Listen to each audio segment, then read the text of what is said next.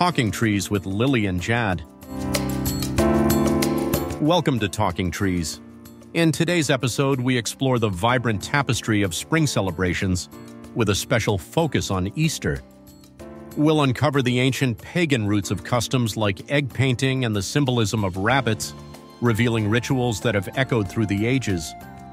We'll also dive into contemporary folk practices from the Czech Republic and Slovakia, such as the unique tradition of whipping girls with willow twigs for luck and fertility, while taking a peek at extraordinary customs from around the globe, from Filipino crucifixion ceremonies to intriguing Norwegian detective tales. And finally, we examine the enduring symbol of the Tree of Life, celebrated in art and ancient cultures as a powerful emblem of rebirth and spiritual journeys. Join us as we connect the past with the present, exploring how these diverse traditions continue to inspire and shape our celebration of spring. All right, everybody, get ready, because today we are taking a deep dive into some maybe unexpected territory for arborists. We are going to be talking about Easter. Easter. That's right. And, you might be thinking, what does Easter have to do with trees? But we've got some sources lined up here that are going to show us that there's more to this than meets the eye. There is. So I've got here, of course, the Wikipedia entry on Easter traditions. Okay. And then I've got a really interesting article about this tradition called pomlázka, which we'll get into from a Prague food tour site of all things. Wow. And then last but not least, we have a Martha Stewart article on the German Osterreierbaum. Well, that sounds fun. So yeah, we are going to be talking about all kinds of stuff. And I think you're going to find that there's some really interesting connections here between Easter traditions and the work that you all do every day. Definitely. And I think one of the things that will be really interesting to see is how cultural practices around Easter have actually shaped the way that we interact with trees and the landscapes that we manage. That's right. And get ready for some whipping willows and some egg-laden branches.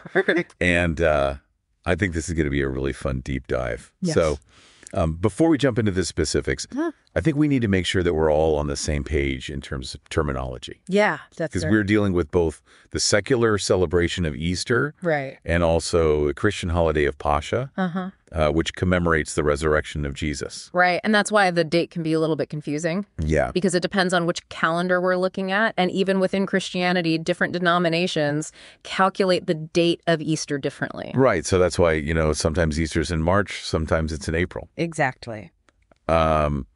But what's interesting, I think, is that despite these variations, whether we're talking about the secular or the religious celebration, the core symbolism is very similar. It is. Like the egg, for example, which is this very powerful universal symbol of new life, rebirth, fertility. Absolutely. I mean, themes that we see all the time in arboriculture. All the time. And it's not just the egg either. Yeah. I mean, we see the lamb also very often associated with Easter meals. Right.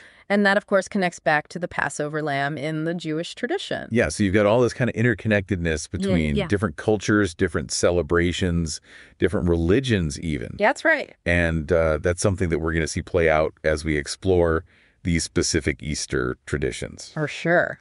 So speaking of which, let's dive into one that's, shall we say, a little bit more physical. Okay. We're talking about the Czech pomlázka tradition. Oh, yes. Have you heard of this? Yeah, I have. I've heard of this. Okay. The whipping tradition. The whipping tradition, that's right. Yeah. You can see how that might raise an eyebrow for some people. It's not exactly, the first thing you think of when you think about Easter. Not exactly. But trust me on this one. This has a fascinating connection to the world of trees. It does. And specifically to willows. Okay, I'm intrigued. So in this tradition, men would whip women gently with willow branches on Easter Monday. Okay.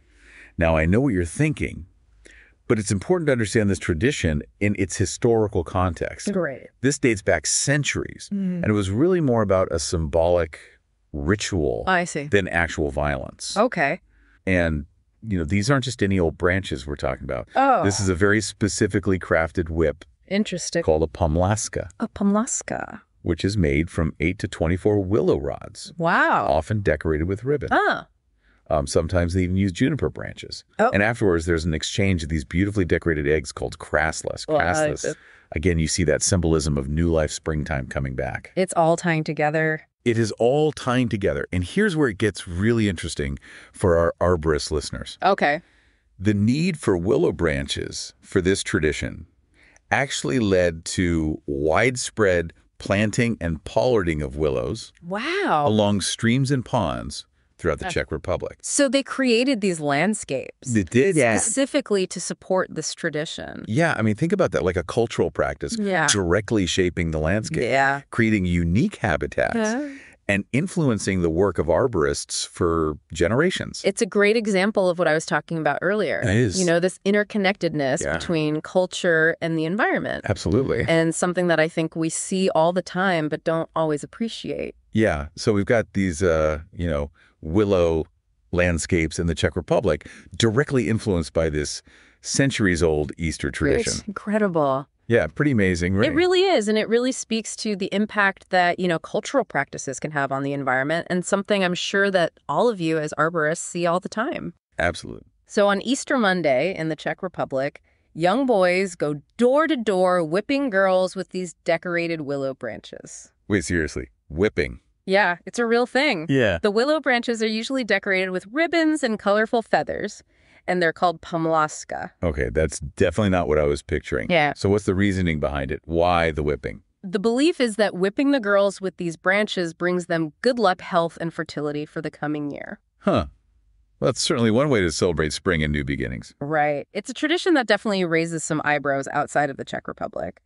But it's important to remember that it has these really deep historical roots, probably a mix of pre-Christian and Christian elements. Some theories suggest it might be a holdover from these pagan fertility rites, while others link it to the symbolic whipping of Christ. So it's this fascinating mix of cultural and religious influences. Mm-hmm. But its past is a little fuzzy. Exactly. And that makes it all the more interesting to explore. So what's it like to experience this tradition? I mean, from a young girl's perspective. Well, we actually found an interview with a young Czech woman, and she described her own experiences with pomlázka. She said that even though it's considered a tradition for good luck, it wasn't always the most enjoyable experience, especially when her brothers got a little carried away with the whipping. Yeah, I can imagine. A willow branch whipping, even if it's playful, can't be all that pleasant. Probably not. And it seems like in modern times, the tradition has evolved in some areas. In some places, it's faded out completely, while in others, it's become much more toned down. Instead of whipping the boys, might just tap the girls with the branches or sprinkle them with water or perfume. Sounds like the tradition is adapting as societal norms change. Exactly. But it still generates debate, even within the Czech Republic. Some see it as a harmless, lighthearted tradition, while others see it as outdated and potentially harmful. It definitely makes you think about how traditions evolve and how we interpret them over time. It's fascinating. And I'm really interested to hear more about the history behind pomlázka. Well, then let's dive in. So if we really dig into the history of this pomlázka tradition, it's thought to have started sometime in the early Middle Ages. And, like a lot of folk traditions, it's got this blend of pagan and Christian beliefs all mixed in. Yeah, that makes sense. Yeah. Given the time period and what we've already talked about with trees and their symbolic meanings. Exactly. So the willow tree itself has always been associated with fertility and rebirth in a lot of different cultures. Its branches, they sprout so easily. It's like a natural symbol for new life, the arrival of spring. And I'm guessing that ties in with the whole fertility aspect of pomlázka. You got it. The act of whipping or even just gently tapping with those willow branches, it was probably seen as a way to transfer that life-giving energy to the girls, ensure their health and fertility for the coming year. It's really interesting how these ancient beliefs stick around in cultural practices even after centuries. It is. And the Christian influence, that's probably woven in because of the timing of this tradition. Easter celebrates the resurrection of Christ, right? And that's a powerful symbol of renewal, new beginnings. So you've got this layering of symbolism, the pagan connection to the willow tree in spring, and then the Christian layer with Easter as a time of rebirth. Exactly. So we've talked about this Czech tradition of pomlázka and its connection to trees and fertility. But how does this all relate to someone like you? An arborist working with trees every day. It's a good question. I think it really challenges us to look at trees as more than just their practical or ecological roles. We have to see them through the lens of cultural history and human experience. Okay, I see what you're saying. It's not just about pruning branches or checking if a tree is healthy. It's also about understanding how important these trees are to people around the world. You got it. When you're out there taking care of a willow tree, for instance, and you know that its branches were once used in this ancient ritual for fertility and new life, it adds a whole new layer of meaning to what you're doing. It's like you're not just taking care of a tree, you're taking care of a piece of living history. Exactly. And that history is full of stories, beliefs, traditions that have shaped human culture for centuries. Okay, now let's shift gears a little bit to a tradition that's a little less... Whip-centric. Yeah, whip-centric. Let's talk about Easter egg trees. Okay. Much gentler tradition. Yes, and very visually stunning. It is. Imagine trees adorned with these colorful eggs, each one like a little miniature work of art. Beautiful. Yeah, like something out of a fairy tale or something. Yeah. And it turns out that, this tradition has roots in several different cultures. Our sources mentioned the German Osterbaum. Osterbaum. Where families decorate trees with these elaborate hand-painted eggs. And they take it very seriously. They do. There's a famous Easter egg tree in Saalfeld, Germany that has held over 10,000 eggs at one point. 10,000 eggs. That's incredible. That's a lot of eggs. I know that's a lot of decorating. A lot of decorating, but that's not even the record holder. Oh, there's more? The Guinness World Record for the most decorated Easter egg tree belongs to a tree in Brazil. Wow. With 82,404 eggs. Okay, now that officially puts my family's Easter egg decorating to shame. But what I find really interesting is that these Easter egg trees, they're not just these grand public displays. Right. They can be really personal too, right? Absolutely. A lot of families create indoor Easter egg trees using forged branches, and homemade decorations. Yeah. It's a really nice way to bring that kind of spring feeling into the home. Yeah, and I was thinking about this, and this is for our arborist listeners out there. Yeah. What if you incorporated this tradition into your work? Ooh, that's interesting. I think about the possibilities you could offer workshops on creating Easter egg trees using sustainably sourced branches. Yeah. You could collaborate with local artists to design, really unique egg decorations. That's a really cool idea. I like that. I think there's a lot of potential there. Yeah, you're really thinking like an arborist now. You're connecting with that cultural significance of trees and finding ways to connect people with nature. Right. And, Easter's a great opportunity to do that. So as we're wrapping up our deep dive into Easter traditions and arboriculture, what do you think are the key takeaways for our listeners, the folks out there who are doing the hard work of taking care of trees? Yeah, well, I think the biggest thing that we've seen here is just how interconnected everything is, cultural practices and the natural world.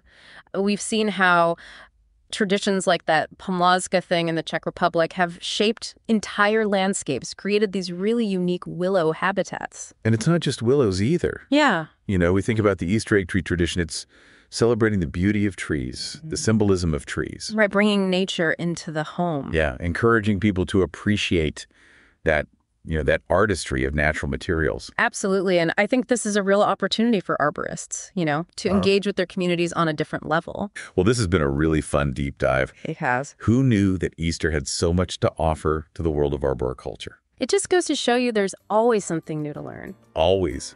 And to our listeners out there, thanks for joining us on this journey, and keep those branches high. And your curiosity blooming. That's right. We'll see you next time. Thank you for joining us on today's journey through the vibrant traditions of spring.